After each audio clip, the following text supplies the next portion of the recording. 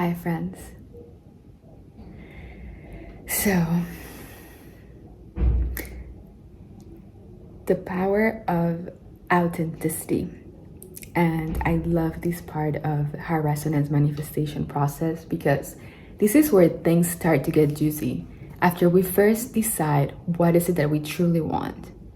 Second, after we clear off any blocks of any voice in this or past lifetimes that have told us, you don't deserve this, you're not worthy of it, you can't do it, you're not good enough, blah, blah, blah, blah. The whole tape of you're separate and you don't deserve to exist. If we go really deep into the root of unworthiness, it is a strong cry or loud voice that yells all the time and it says you are not worthy of existence. How sad it is to have to go through life thinking, I'm not worthy of existence.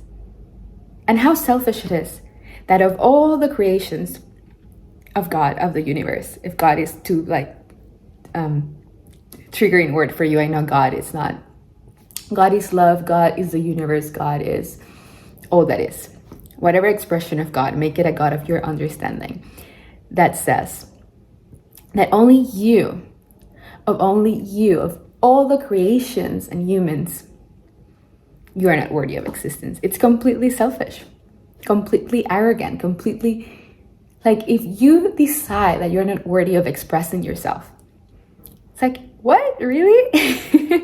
But I understand that because we come from generations and generations of oppression, suppression, anger, holding our emotions, growing up in families and containers where we weren't allowed to say what we mean what we say, to express our needs, that we had to show up and people please and validate our caretaker's emotions, may it be a mom that was volatile or a dad that was abusive or quote unquote, or that we weren't allowed to fully be ourselves and we had to learn to please others or suppress our voice to survive. So I get it.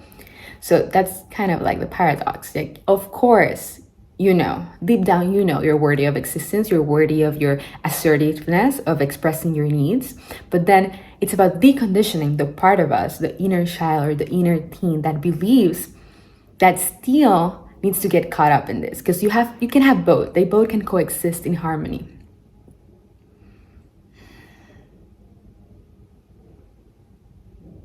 They are both allowed in your field. So when you have that, the part of you that believes that's worthy of existence and the part of you that thinks that it cannot express itself because it's gonna die. Like literally any belief of separation, of I'm gonna get kicked out of the tribe, my mom and dad will not love me. That means mom and dad, it's always the first relationship that determines all of our future relationships. So that means like my friends, my coworkers, my partnerships, my boss or my business partner or my wife or any relationship in your life, they're not gonna love me, they're gonna abandon me because I'm separate. So basically I'm gonna die. Down of all the fears is the fear of death. So we believe somehow in an area of our consciousness that if we express what we need and we want, we're gonna die.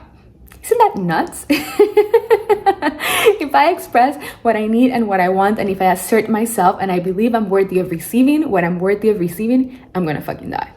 It's crazy. But the nervous system and the body doesn't know that. So even though the mind knows it's nuts to think that you're gonna die if you assert yourself and you respect yourself and you feel worthy of your heart's desires, the body has a contraction. So we need to go deep into the chakras of the body to clear up any area. And I say chakras because that's a spiritual word of it, but scientifically, we need to look at any single cell, wave in the body, system, the blood, the pressure, any area of the body that we experience a contraction in the chest, in the abdomen, in the gut, so it's just any word you want to call it. May it be chakras or may it be muscles. Any contraction in your muscles, even any illness is just a reflection of falsehood, of something that's not true. So even though the mind knows that all is one, we're completely worthy and deserving of all your blessings, all your desires, of all you want to co-create in your lifetime, because you came here to co-create it. If it excites you, it's for you. We need to allow any sensations of separation to come up. But how do we do this at the best of our ability? Using authenticity. when we push ourselves to express what we need, even though we're shaking, even though we're like, oh my God, I can't believe I have to say this, and we do it, then we create the bandwidth for any energies less than truth and worthiness and self-expression and safety and love and abundance to show up, to be cleared off the field. So where in my relationships, that's the question, I am not being fully authentic. And this is so subtle, because we can believe that we're being authentic, but unconsciously we're coming from a fear of neglect, rejection, separation. So we really need to dig deep into the unconscious and subconscious.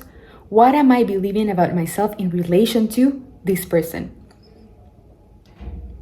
Where am I coming from in my interaction with this other person? What do I think I'm going to receive or get if I say this subtle lie? If I just, maybe I don't lie, but maybe I don't say the full truth, right? It's like, I didn't lie at the end. It's a joke I have with a client. So it's like, where in this relationship am I coming from half truth?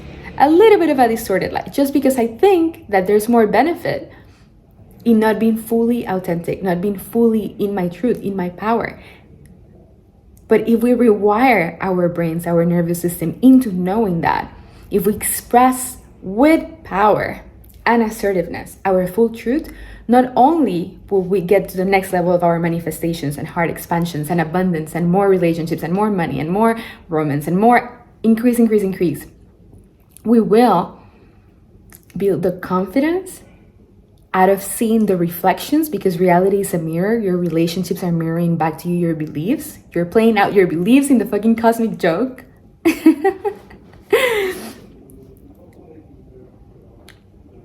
Kind of like in the Truman Show. So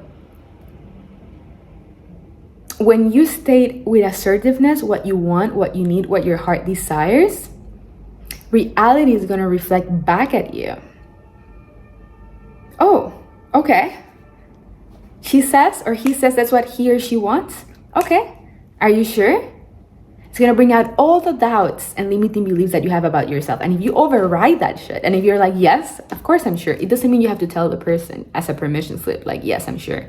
But you tell yourself, and then that relationship recalibrates into a version of them that's going to be more in alignment with your newfound decision, your newfound choice. And that's the power of authenticity, my friends. Because with being authentic and clearing up any blocks that haven't allowed you to be fully in your truth, then you're going to have more manifestation power, and all the relationships in your life that now seem difficult or challenging are going to recalibrate to support your new version of self. And that's the juice. That's when you're like, hell yes. Many layers to this, but that's all I wish to express today. Love you.